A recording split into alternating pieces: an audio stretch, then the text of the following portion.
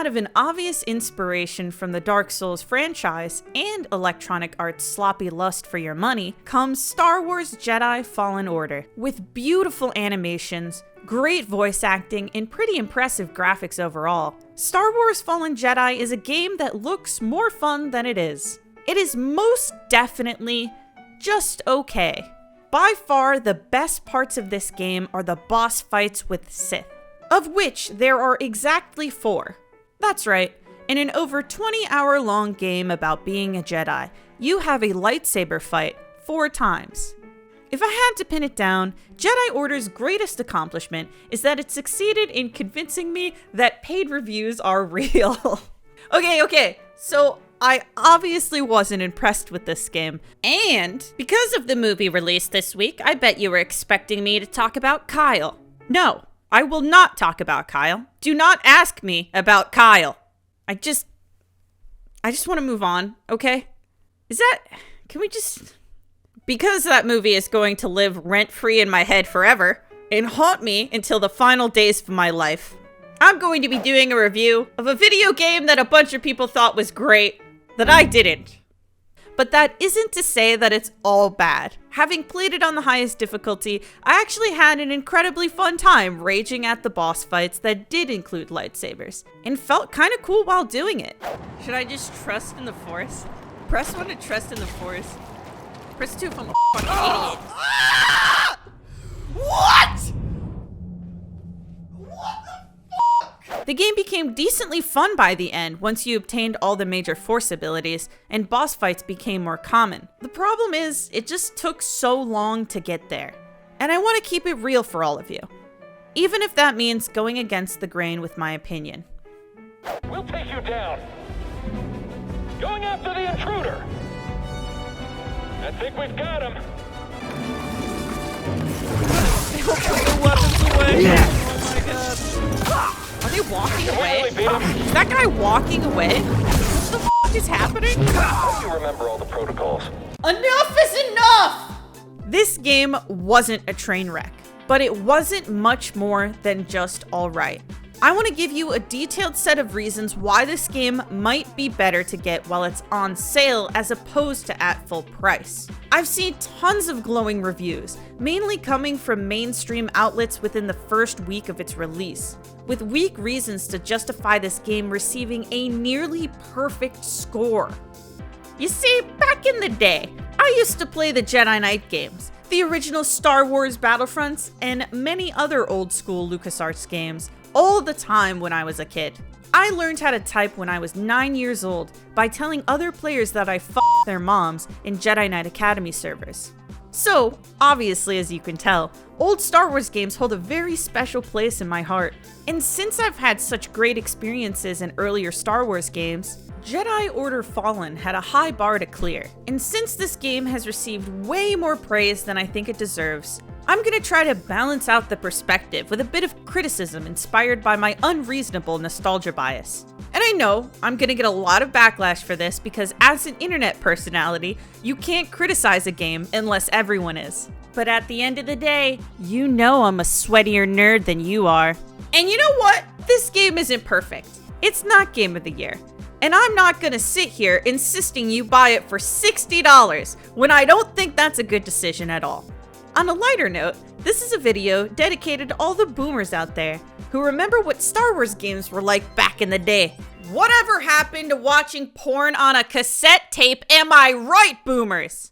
And also, for the record, none of this criticism is actually directed at the majority of the developers that worked on this game. Most of the time, big decisions and deadlines are completely out of most employees' hands. Anyone working on a project this big is no doubt a master at their craft. Now, on to my review of Worst Sekiro. Excuse me, I mean my review of Worst Sekiro. Let's start with where I have the least amount of problems and slowly work myself into an unreasonable rage. First, the story. I rate the story in this game a solid whatever out of 10. As in, whatever, I've mostly forgotten it, and it's been a week since I finished the game. Still, the story is one of the stronger parts of this game. The acting overall is really great, but I found it incredibly unsatisfying. Aside from a few thrilling moments, it mostly felt like it didn't go anywhere. That it was setting something up that was big, but it never really happened. Maybe EA thought, yeah, we could finish this story, or we could make 2 different games with 2 different pre-order bonuses. Also, no matter how good the delivery is, so much of the dialogue sounds like vapid fortune cookies. It's the choice to keep fighting that makes us who we are. Huh? That might be a bit of a Star Wars thing, but I felt it really hard to ignore after a while. And yeah, maybe it's possible that I'm starting to get just a little too old for Star Wars, but you know what? Boomers in the crowd, rise up! My back! Oh, hang on. Oh god. All of that said, I would absolutely die for this droid. So I'm going to revise my score to a whatever 0.5 out of 10. This is a smaller thing, but I also felt like the tone of this game was a little inconsistent. On the one hand, we have this bushy-tailed young Jedi and his cute little droid. For a good cause though, right? Meanwhile, he's chopping down stormtroopers as they scream for mercy. Okay, done. We've got no more close range guys. We're all gonna die. I don't want to die here. Stay back. Just stay back. I knew this was a bad idea. Don't like our chances here. What's next? We're all gonna die. Get all the rewards for this. Just stay back. Launching attack.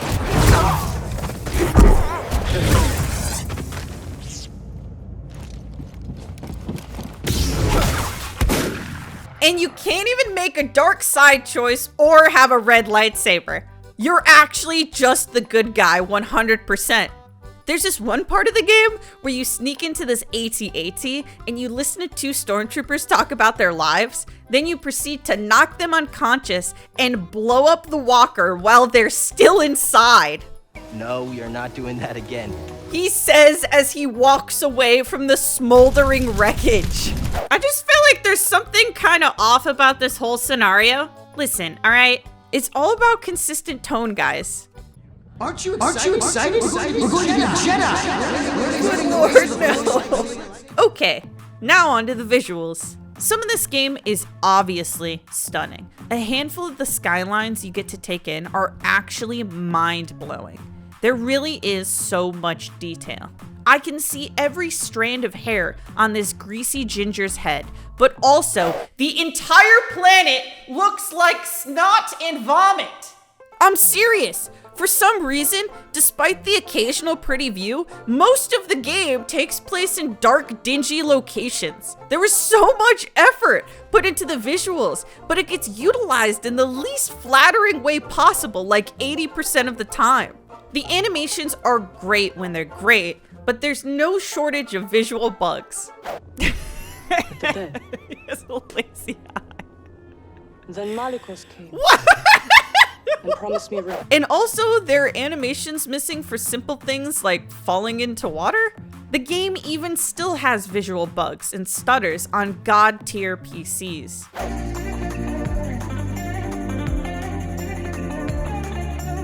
With so much of the areas covered in a dense fog or completely underground, it just doesn't feature what it can to the best of its ability. And customization feels super limited compared to older Star Wars games. Cal gets an ugly, awkward poncho you can customize by finding variations throughout the world. But most of the changes to the poncho, BD, and the ship come down to just solid colors. Or solid colors with stripes. This was especially surprising given the history of diverse outfits in Star Wars games that came before it. I guess EA thought if they couldn't monetize it, why put in the effort? And yeah, I mean, you know, half of Starkiller's outfits do kind of look like weird sex things, but I mean, at least it's something. So both the story and visuals are just fine, with some weaknesses. Now we get into the bulk of what I have a problem with. Let me ask you a question, my dear gamer girls. If a game copies the gameplay design from a bunch of other games, but never truly succeeds at or innovates at anything it does Does it deserve more than an 8 out of 10? Spoiler alert! No. These days, since there are so many good games to choose from, I really appreciate it when a game sticks to its strengths and executes what it's best at without trying to do too much at once. In my opinion, this maximizes the amount of fun you have while playing it. And I assume most of us agree that for the most part, video games are meant to be fun. Bonus points if you can look good while doing it. But you know, that's not a requirement, obviously. Oh God! Many reviewers have justified their praise by saying that this is the best Star Wars game in 10 years. The thing is, outside of the LEGO franchise, there have only been like 3. Isn't that statement a little meaningless? Having said that, this is definitely the best YouTube channel you've seen in the last 2 minutes, so please consider subscribing. I've also got a Patreon. I mean, you know, if you'd like that. All of the Tomb Raider Uncharted sequences in this game got old very quick. There is no risk of death or failure, even on the hardest difficulty settings, which means there is basically no danger or urgency involved in any of these sequences. It's just a hassle. All of the terrain navigation feels monotonous and mindless. This is the worst part of the game. I just want to kill things with my sword! Everyone I've seen play this game has gotten confused with the level design more than once, since the areas look so similar and there is tons of backtracking built in. The puzzles are so boring they stopped showing up altogether halfway through the game because I think the development team must have realized they weren't really working. Some of them seem kind of inspired by Breath of the Wild, but the puzzles lack the ability to be creative while solving them or the ability to have fun while doing them. Let me ask you a question. Is looking for a button to press a puzzle? Is that a puzzle? Like, if I take your wallet and I throw it out the window and I tell you to go find it, is that a puzzle? Why do so many games include non-puzzles? I'm looking at you, Skyrim. There are so many games that do puzzles so well. Why is it gotta be like this? Okay, we're finally here. The combat. This is both the best and most disappointing part of the entire game. The game it most resembles is Sekiro, except much more half-assed. Enemies respawn when you rest at a bonfire, a series of smaller enemies lead up to one big boss fight, most of the time. And honestly, the lightsaber boss fights were genuinely exciting and engaging. I really did enjoy them. The problem is, like I said, there were only 4. And even those 4 had their fair share of janky moments. What? Her lightsaber didn't touch me! This game was really good for 4 out of 20 hours. The 16 others, however, were a mix between okay, kinda nice, dull, and mind-numbing. The game was constantly reminding me of the other games it was based on and how they were better and how I really should be playing those instead. You don't get access to all of your force powers until the end of the game for the sake of progression, and to give them a reason to reuse the same bland environments for the sake of exploration. What this actually achieves, however, is the fact that you don't feel like you're fully a Jedi until the end of the game, and that your creativity in combat is severely limited until that point. I don't think games should have arbitrary progression if it doesn't suit what the game is trying to achieve. We're here to feel like a Jedi, right? We should feel like that in the first couple hours, but instead, the game insists on leaving the best parts of its combat system till the very end. Most of the game boils down to jumping and climbing from place to place, again, with no real risk involved and reused patterns everywhere, with the addition of fighting mobs in between. But unfortunately, the mobs you do have to fight are typically super repetitive. And for the stormtroopers, it's obviously justifiable, but the other enemies they added are so perplexing. Hey everybody, I just picked up the new Star Wars game and I get to fight super cool creatures only in the Star Wars universe, like spiders and goats. Wow, that's so cool. Off. What the f? What? Oh my god! They can fly! Oh no! I'm serious. Why do I fight the same fucking frog on what feels like every fucking planet when there's hundreds of fucking Star Wars monsters that have been designed by sweaty nerds longer than I've actually been fucking alive?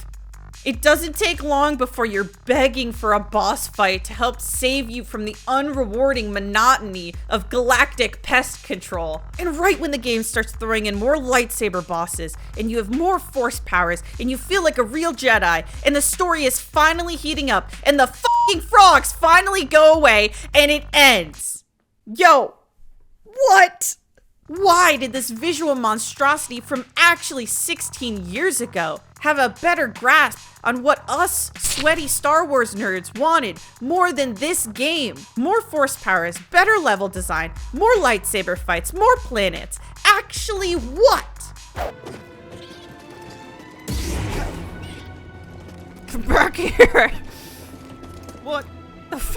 They just disappeared into the... Staying safe back there? The what? Good. Huh? I'm glad.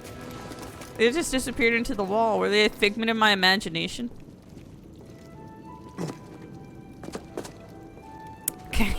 There are people watching this video that are actually younger than this game is. Listen to me, you filthy Zoomers! I'm used to Star Wars games with tons of beautiful planets. I'm used to Star Wars games with epic stories. I'm used to Star Wars games with lightsaber fights around every corner. I'm used to Star Wars games with tons of character customization. Maybe I sound like a boomer when I say this, but anyone calling this the best Star Wars game ever is out of their mind and must not have played any of the classics.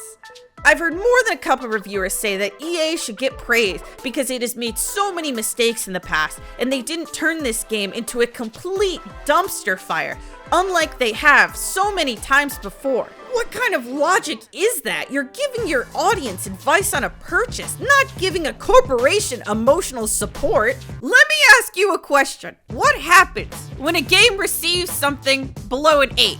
What happens, guys? What do I not know? Some of these reviews actually shock me. EA could literally fuck their girlfriend and they'd give it a 9. Yeah, EA, that sloppy splooge you just did was for sure a 9.3, dude. So awesome. The entire good part of Dark Souls and Sekiro are the boss fights. That is a huge reason why they receive so much praise. How does a game get rated anything above an 8 for jacking the combat design from another game series wholesale and not even getting to the point of why people like that game in the first place? Am I just insane? Am I just some crazy woman on the internet yelling into a microphone? This game completely ignores so many of its own strengths and tries to be too many games at once while never really doing a spectacular job anywhere. This game is only getting recognition because it's Star Wars. If this game was reskinned to something outside of that brand, it would be utterly unnoteworthy. In my opinion, they should have directed the developers to put all their effort into improving the lightsaber combat instead of messing around with this Tomb Raider crap. Because that is why we're all here, right? To feel like a Jedi? The game desperately needs more boss fights with more variety, more depth to the combat system, more tension, and more triumphant moments. This game has received way more praise than it has earned, since it is the first single-player Star Wars game in over a decade, other than the fucking Lego ones. And, ironically, because EA messed up the Battlefront series a couple years ago. In a nutshell, it tries to be too many games at once, and ends up not focusing on its strong suits. While you wait for this game to go on sale, I highly recommend giving some older Star Wars games a playthrough. If you want to experience one of the best retro RPG stories out there, give Knights of the Old Republic a try. If you want to be immersed in non-stop lightsaber combat, try out Jedi Knight Academy, a game that has received tons of praise for its sword fighting system. And please, gamer girls, just take me back to 2003. I'm Rush, by the way. Wait, no, never mind. I take it back. I'm just old now. Disregard all of this. Thank you so much for watching, listening to an old boomer rant about games back in the day. If you enjoyed this and you want to hear more incoherent rambling, please consider supporting me on Patreon. This video was made possible because of all of those beautiful people. Thank you so much to Jack Burton 2, Shuns Boy, Wonder WV, Recon is Dead Inside, Gray Spectre, Scott, Shadow Warrior 1000, Jesse, Emiliano, Monk, King Poker, David, Great Osiris, Voraman, David, Oswald, VDB, Dakota, Daniel, Damien, and Stefan. Thank you guys so much for all of your generosity.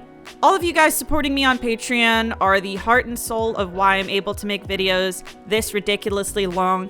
And I seriously can't thank you guys enough despite all of the spottiness when it comes to uploading. You're my heroes, and thank you so much. Okay, I'll see you in the next video.